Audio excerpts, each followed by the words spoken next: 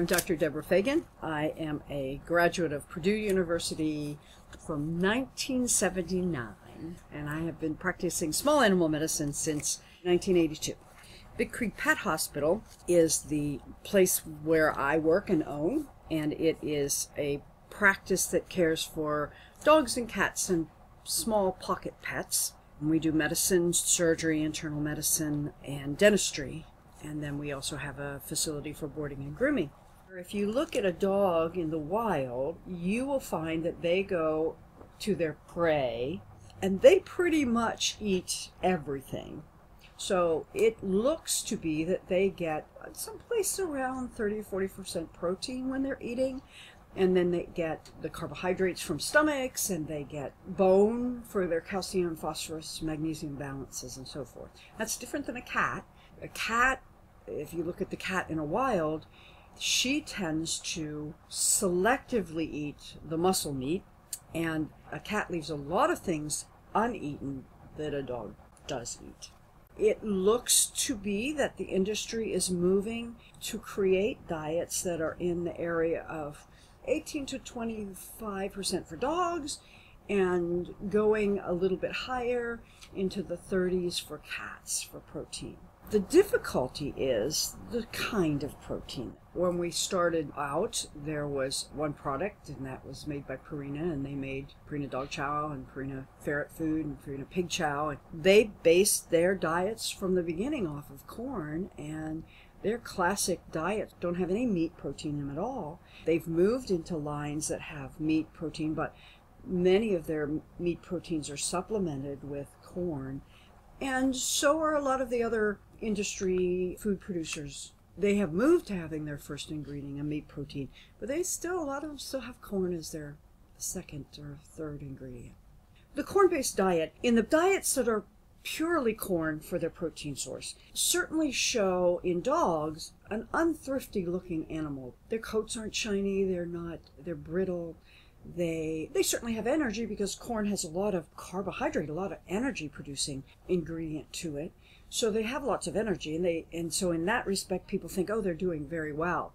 But when you look at them with a critical eye, you realize, they're not really shiny, healthy pets. On the cat side of it, we are seeing carbohydrate-based diseases. The level of diabetes mellitus in cats is almost epidemic. We are seeing inflammatory bowel, pancreatic, liver disease. We've labeled it triaditis.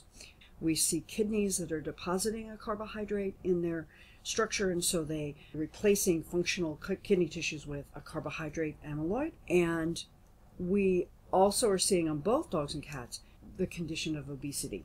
And I think those are related to the fact that they're not getting what they need in their corn-based diet, and so they're overeating their diet in order to get what they need out of it.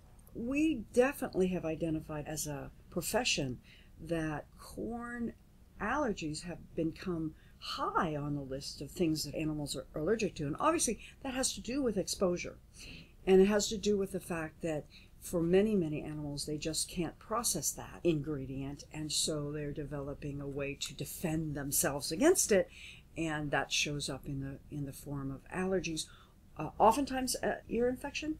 But we also see that as a contributor to just a generalized skin allergy, feet chewing and chewing around their perianal area. That's a real classic one, oftentimes associated with anal glands that aren't expressing properly. There's a lot to be said about where they market the food, the convenience, and the cost of the food. You're probably wanting to look for a first ingredient that is a whole food ingredient. That's a beef or a chicken or a lamb, a fish. You want to stay away from the word meal. You don't want chicken meal as your first ingredient. You want chicken as your first ingredient. We can be an advocate for the health of your pet.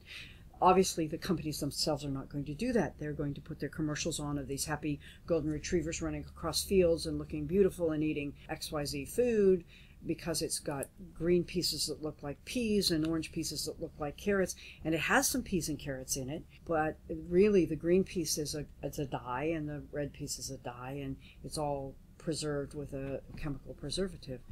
At this point, the general pet consumer market doesn't know.